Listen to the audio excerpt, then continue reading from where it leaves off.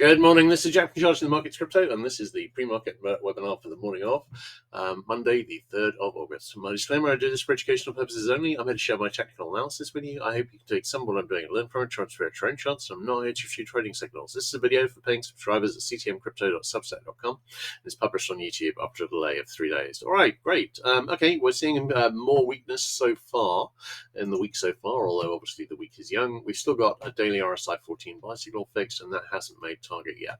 Bitcoin is now back below both the 50 DMA and the daily middle band. Daily middle band I've got currently at 64,319, and it's currently at 62,557.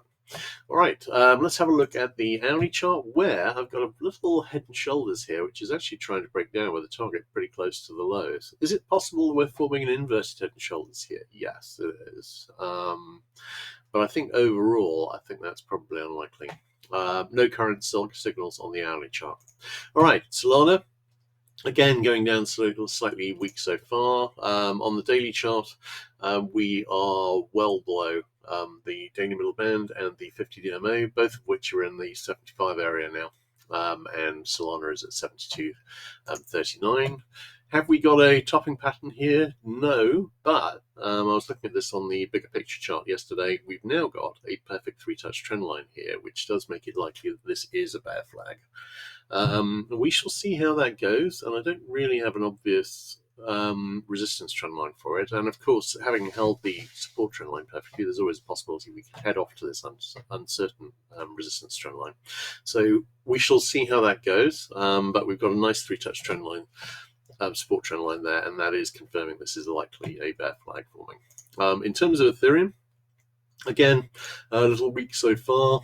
We've got an RSI 5 sell signal fixed, and that's now reached the possible near miss target, and it finally broke back below the daily middle band and is now testing the daily lower band.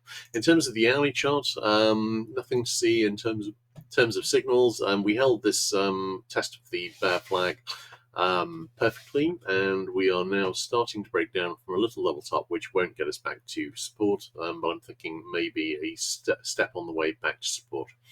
I think we'd have made more progress to the downside if the equities wasn't currently going up. We will see how long that lasts. In terms of there's two reasons that it would be rising here. One is the new deal that's been announced in the Strait of Hormuz, and this is